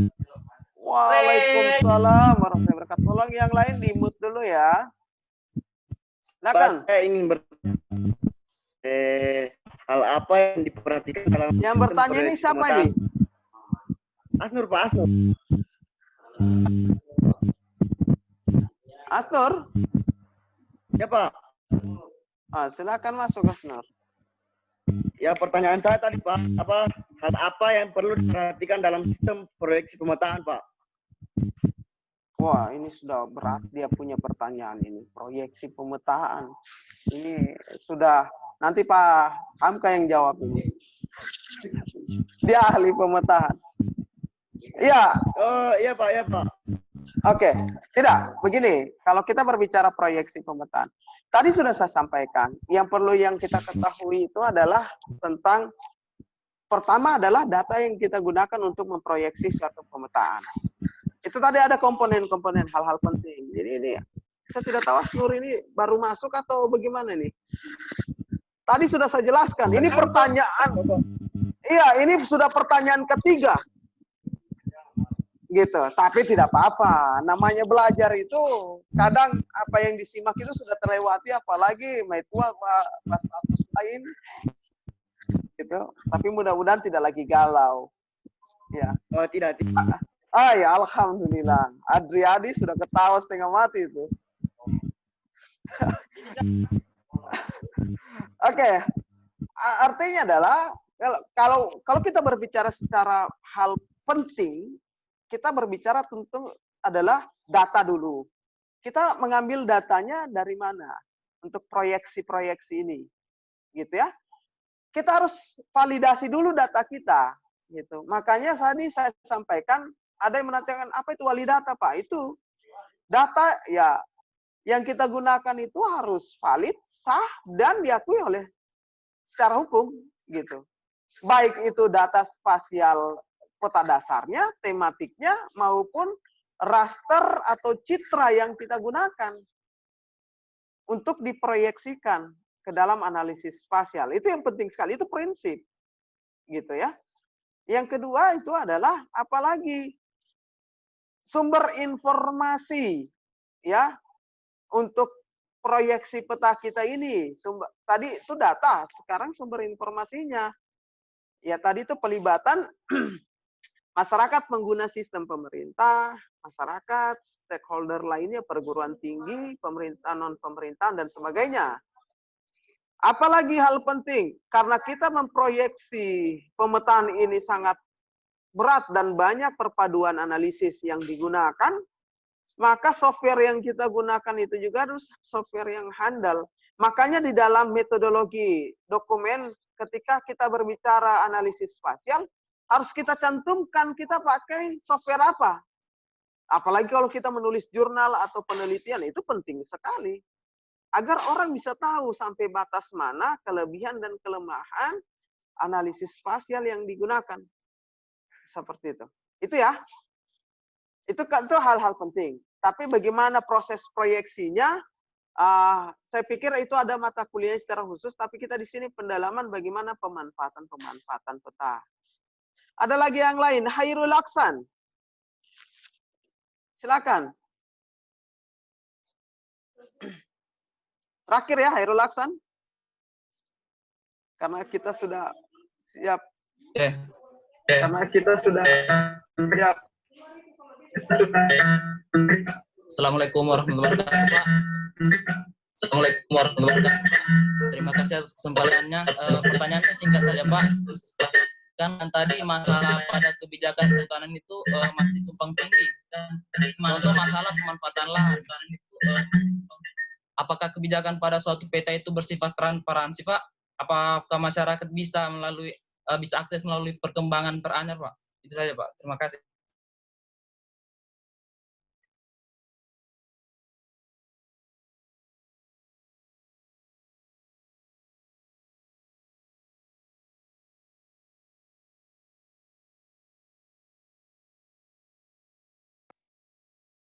Oke. Pertanyaan yang luar biasa ya. Dan apakah penting itu transparansi dan diketahui oleh semua pihak gitu. Bagaimana dia bisa transparansi dan bisa diketahui oleh semua pihak? Makanya dia harus terstandarisasi, terlegalisasi secara hukum. Makanya di beberapa portal website ya, portal website pemerintah itu sudah ada gitu. Ini contohnya ya saya kasih. Oh banyak sekali contoh ini. Kenapa misalkan perlu transparansi? Penting gitu. Saya carikan dulu secara online portal-portal peta yang perlu diketahui. Misalkan portal peta di bentar ya. Nah, ini kalau kita bicara kehutanan, ini salah satu wujud fungsi, sabar ya. Karena kalau kita membuka WebGIS, spasial WebGIS itu agak berat. Nah, nih. Ini kalau kita masuk di sini, kita klik satu peta, kita bisa melihat gitu informasi-informasi spasial, dan itu merupakan wujud transparansi. Makanya kalau kita biasa masuk di salah satu portal pemerintahan daerah, itu juga diupload di situ. Misalkan di sini di data informasi ya, data dan informasi di sini lengkap biasa data-datanya. Itulah salah satu bentuk kenapa misalkan ini tadi Karhutla. Ini salah satu bentuk transparansi pemerintah dalam menyajikan peta gitu ya. Itu ya Muhammad Aksan ya. Apa? Siapa tadi? Hairul Aksan. Muhammad Hairul Aksan. Jadi sangat penting untuk masyarakat, pemerintah, institusi, lembaga non-pemerintahan lainnya untuk mengetahui peta tersebut. Pak, bagaimana kalau tidak terpublikasi secara online? Silakan datangi instansi yang terpercaya mengeluarkan peta tersebut. Misalkan kalau kita berbicara tentang peta kehutanan, datang ke Dinas Kehutanan Provinsi meminta peta, dan itu diberikan selama prosedur-prosedur yang Anda lakukan itu sesuai dengan peraturan yang ditetapkan. Itu Hairul Aksan ya, saya pikir peta itu harus perlu transparansi, tidak bisa tidak. Gitu. Ada lagi Pak Moderator yang ganteng? Termute lagi, kita punya moderator yang ganteng ini. Ya, gimana moderator yang ganteng? Soalnya waktunya, Pak. Oh, ya, lihat di layar, jangan lihat ke samping. Mentang-mentang ada cewek di sampingnya ini, lihat ke samping terus moderator ganteng ini. Oke, adik-adik sekalian, saya pikir sudah kode keras dari moderator bahwa sudah habis waktu. Sebagai penutup dan kesimpulan, artinya adalah yang saya mau sampaikan bahwa pemetaan ini sangat penting di dunia kehutanan karena jauh sebelum Indonesia ini merdeka, negara-negara lain di abad 16 itu sudah menggunakan peta dalam segala urusan termasuk pengelolaan sumber daya alam dan sumber daya hutan. Apalagi kalau kita berbicara tentang kehutanan yang di dalamnya diamanahkan bagaimana mengelola kawasan hutan, maka sangat pentinglah kita memahami minimal kalau tidak bisa membuat peta, bisa memahami peta, bisa membaca peta, gitu ya. Ini sangat penting, ini prinsip-prinsip. Kadang kalau anak-anak kehutanan kalau sudah disodorkan peta dia sudah mulai grogi. Sudah pusing dia mengetahui mana utara, selatan, barat, timur. Ya. Dan tentunya kalau dulu peta itu hanya digunakan sebagai kesimpulan berikutnya ya, digunakan sebagai penggambaran suatu kondisi atau titik permukaan bumi. Kalau saat ini peta itu sudah banyak diaplikasikan, diperuntukkan untuk segala hal, khususnya terkhusus itu di bidang-bidang perencanaan, ya, seperti itu. Termasuk bidang penelitian, pendidikan tadi yang saya sampaikan. Nah, apa manfaat peta ini adalah mengintegrasikan pembangunan berkelanjutan, pembangunan hutan lestari, masyarakat sejahtera, ada input informasi lingkungan, sosial, ekonomi, politik di wilayah tertentu, ya, di sekitar kawasan hutan, baik sekitar maupun luar kawasan hutan. Apalagi manfaatnya adalah mengintegrasikan, ya, analisis spasial pemetaan ini mengintegrasikan dan menyempurnakan kebijakan-kebijakan, rencana dan atau program dalam pengelolaan hutan. Jadi kebijakan, rencana dan program pengelolaan hutan itu tidak serta-merta lahir tanpa diketahui kondisi real keadaan nyata di suatu kawasan atau suatu wilayah. Saya pikir demikian. Terima kasih banyak adik-adik sekalian atas partisipasi Anda semua. Kita sudah memakan waktu 15 menit untuk materi berikutnya. Karena materi performan, materi berikutnya ini sangat penting di dunia kehutanan. Jadi jangan mengaku sarjana kehutanan kalau Anda tidak tahu inventarisasi. Jangan mengaku rimbawan kalau tidak tahu inventarisasi hutan. Ini penting prinsip. Terima kasih Pak Moderator, Bapak Ibu dosen sekalian atas partisipasinya. Lebih dan kurangnya saya mohon maaf dalam penjajian materi ini. Kalau misalkan ada yang perlu didiskusikan, silakan kita bisa japri, bisa ketemu juga secara virtual saat ini ya, karena keadaan pandemi seperti ini. Billahi taufiq wal hidayah. Assalamualaikum warahmatullahi wabarakatuh. Salam sehat dan salam sukses semua. Salam rimba. Silakan moderator ambil alih. Terima kasih banyak Pak. Sangat menarik materi kita pertama untuk materi pembukaan mengenai pemetaan pengelolaan hutan. Dan materi berikutnya mengenai teknik inventarisasi dan pengukuran keluasan hutan.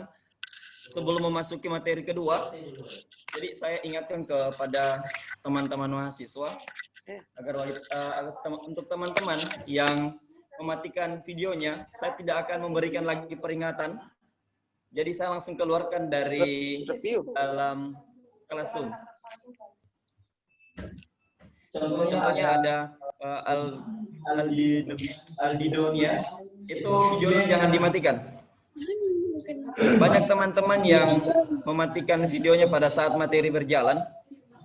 Dorong baru ambil kodong, tidak pergi ke lapangan. Dan bagi teman-teman yang ingin buang air kecil atau alasan lainnya, saya persilakan 5 menit dari sekarang. Lama sekali 5 menit itu. Dari chatnya itu ya. Pada saat materi telah berlangsung, tidak ada lagi alasan apapun itu untuk ke kamar mandi, karena di sini di kolom chat banyak sekali izin-izin untuk buang air kecil.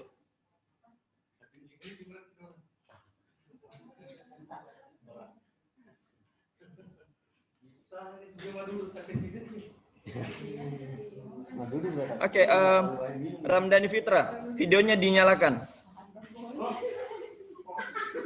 Rahman, videonya dinyalakan. Ramdhani Fitra, Ratna Arnia. Ini dia ya.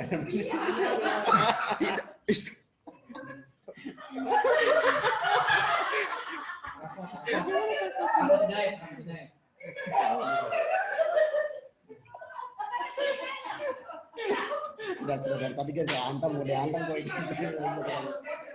Oke, Ratna Armiati Arifin. Ini orangnya mana ini? Ramdhani itu Ramdhani. Ratna Armiati Arifin. Kayaknya ada ke toilet itu, bacet ya.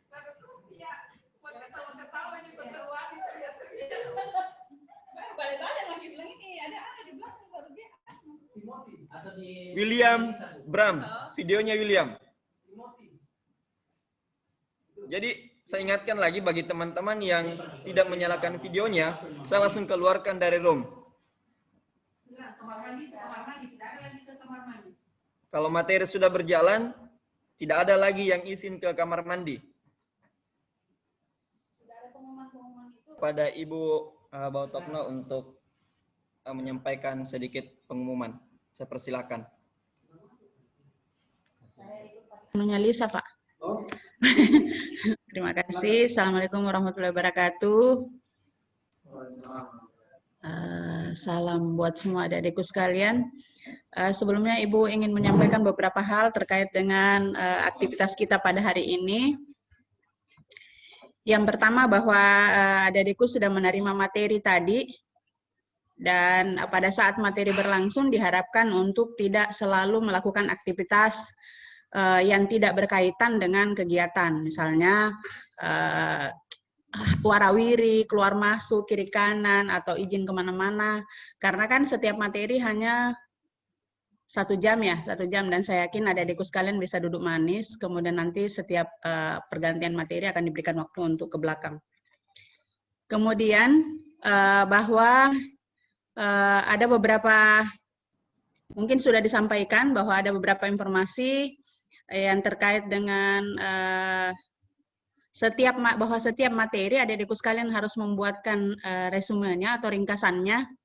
Jadi mulai dari materi tadi yang disampaikan oleh Pak Abdul Rahman sampai materi berakhir di besok, itu setiap materi harus memiliki resume, dan resumenya dibuat maksimal 3 lembar. Dan nanti akan dikirimkan link untuk upload resume setiap waktu atau setiap hari. Kemudian bagi adik-adikku yang kemudian besok akan melakukan izin ibadah, maka silahkan mengisi link untuk izin, dan kemudian begitu sampai di tempat ibadah silahkan mengirimkan dokumentasi stem lokasi ya, di awal tiba di tempat ibadah dan setelah nanti menjelang pulang dari ibadah, sehingga pada saat bergabung kita bisa berhitung adik-adikku sudah ikut di materi yang keberapa. Ya, Sherlock di lokasi tempat ibadah. Kemudian meskipun izin ibadah, materi yang tertinggalkan selama ibadah itu karena dikirimkan di link YouTube, sehingga adik-adikku masih bisa masih wajib untuk membuat resume dari materi yang tertinggal selama ikut ibadah. Kemudian materinya, resumenya bisa ditulis tangan, tapi baiknya diketik karena saya melihat ada adikku sekalian dari semua, ini kan angkatan 2018 ya, dari beberapa tugas-tugas yang masuk itu ada beberapa tulisan yang tulisannya kala-kala tulisan dokter. Jadi susah kita membacanya. Oleh karena itu harapannya adalah supaya semua materi resume yang ada adikku sekalian kita bisa baca, kami panitia bisa membaca, maka diharapkan untuk diketik. Dan kalau memang sangat terpaksa karena tidak ada tempat untuk mengetik, misalnya di handphone agak susah untuk mengetik, itu harus ditulis tangan, tapi harap tulisannya yang sangat bisa dibaca, baik oleh Anda sendiri maupun kami. Harapannya seperti itu. Itu mungkin yang bisa sampaikan beberapa informasi terkait dengan aktivitas adik-adikku sekalian selama 2 hari ke depan. Oleh karena itu, tolong diperhatikan setiap materi. Jangan hanya dianggap bahwa ini kami tidak ketemu langsung dengan adik-adikku sekalian dan sehingga kami tidak bisa memantau adik-adikku sekalian. Kami semua bisa memantau adik-adikku berada di mana, melakukan apa, siapa yang serius, siapa yang tidak serius, siapa yang hanya bermain-main mengikuti kegiatan ini. Itu semua bisa diamati. Oleh karena itu tadi diumumkan untuk pada saat ada materi diharapkan untuk memperlihatkan semua wajahnya. Jadi diaktifkan semua videonya. Kalau ada yang tidak mengaktifkan videonya, maka di awal akan diberikan teguran, dan kalau memang tidak, akan dikeluarkan dari kegiatan ini.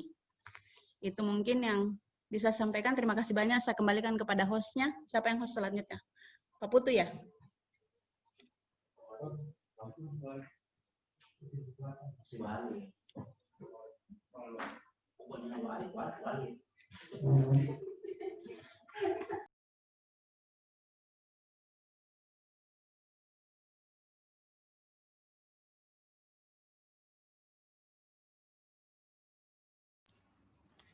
Oke, terima kasih banyak Bu.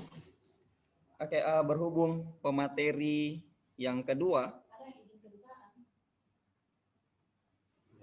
sudah ada di depan saya mengenai teknik inventarisasi dan pengukuran tumbuhan hutan yang akan dibawakan oleh Bapak Hamka Eshut MP.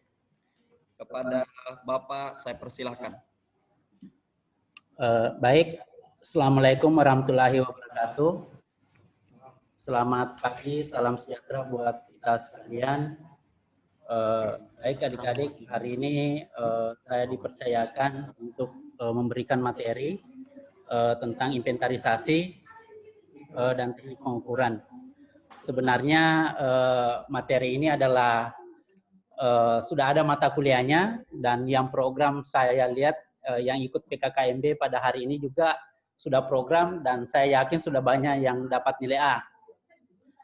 Tentu kegiatan praktek pengenalan hutan seharusnya sebenarnya dilaksanakan di lapangan karena situasi pandemi, makanya dilaksanakan secara daring. Baik, saya akan share materi untuk hari ini.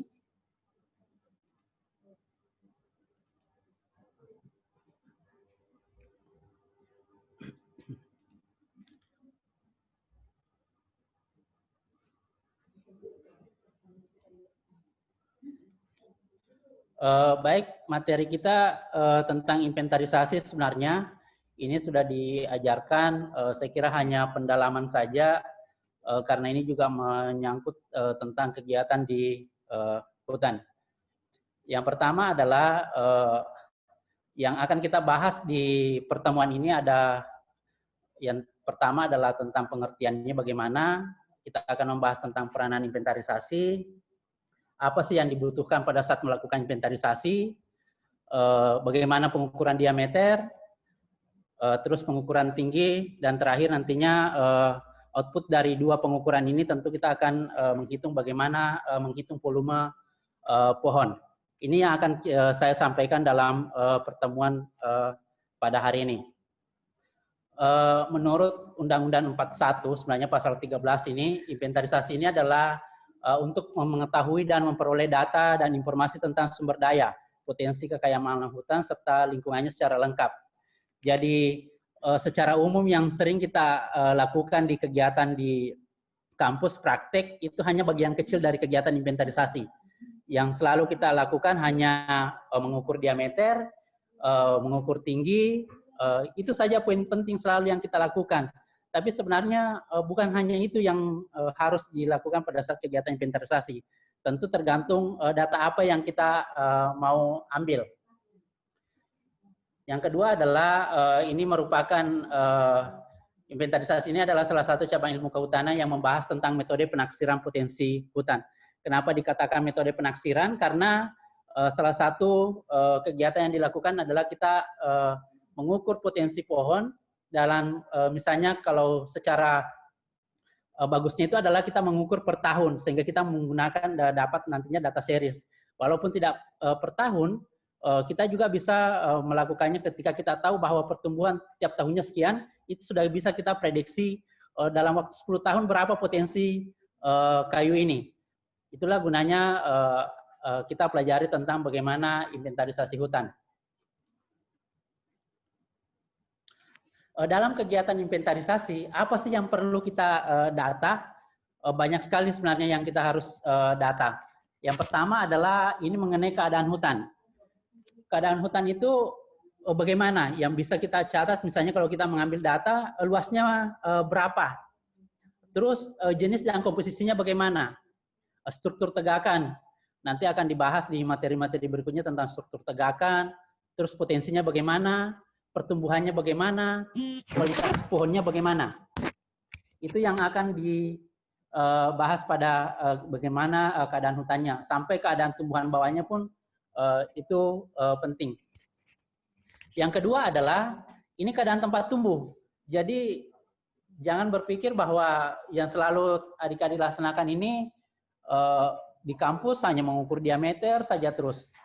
Tapi sebenarnya kita harus juga mengetahui kualitas tempat tumbuhnya, bagaimana topografinya, bagaimana kualitas tanahnya, itu juga penting. Posisi geografisnya tadi sudah dibahas di materi pertama tentang geografis itu bagaimana dia posisinya bagaimana, ketinggiannya bagaimana, iklimnya bagaimana, terus dan sampai ke tata airnya, daerah aliran sungai. Yang terakhir adalah yang perlu juga kita catat itu dalam kegiatan inventarisasi, ini aksesibilitasnya bagaimana? Kita mau pergi inventarisasi, ada jalan tidak di sana? Ada sungai tidak yang bisa kita lalui? Terus bagaimana penutupan lahannya? Itu penting. Terus bagaimana tata guna lahan? Di sana ada industri atau tidak? Ada pemukiman atau tidak? Terus kondisi sosial budayanya bagaimana? Ini adalah 3 hal yang sangat penting sebenarnya yang akan kita ambil ketika mengambil data di lapangan. Ini secara lengkap sebenarnya yang harus dilaksanakan. Tetapi dalam hal yang biasa adik-adik laksanakan kan hanya mengukur potensi saja, diameter, tinggi, itu pun jenis juga kita tidak tahu. Sebenarnya ini yang harus kita ambil ketika melaksanakan kegiatan inventarisasi. Tentu dalam hal kegiatannya tergantung. Misalnya kalau kita penelitian tentang menghitung potensi, tidak mesti ini semua, tergantung bagaimana data yang kita butuhkan pada saat itu. Tapi saya menjelaskan 3 ini bahwa sebenarnya ini yang harus dicatat semua. Apa sih gunanya data inventarisasi itu? Yang pertama adalah tentu sebagai penyiapan data yang akurat. Ketika sudah ada data dari misalnya data potensi, data keadaan hutan, ketika itu akurat datanya, tentu dalam hal kebijakan kita bisa mengetahui bahwa oh hutan ini perlu diadakan misalnya reboisasi, ini perlu ada kegiatan penanaman lagi, ini ada kegiatan ini kalau datanya akurat. Makanya dalam hal yang paling penting adalah ketika kita mengambil data adalah harus datanya akurat. Jangan sampai mengambil data yang harusnya diukur 1 hektar, diambil datanya hanya misalnya sekian persen saja, sisanya diprediksi saja. Atau di karang-karang saja, itu tidak betul. Di akademisi itu tidak dibetulkan yang kayak begitu.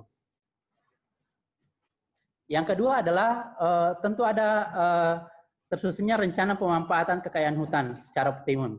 Tentu kalau data inventarisasi sebenarnya di linknya webnya BPKH itu di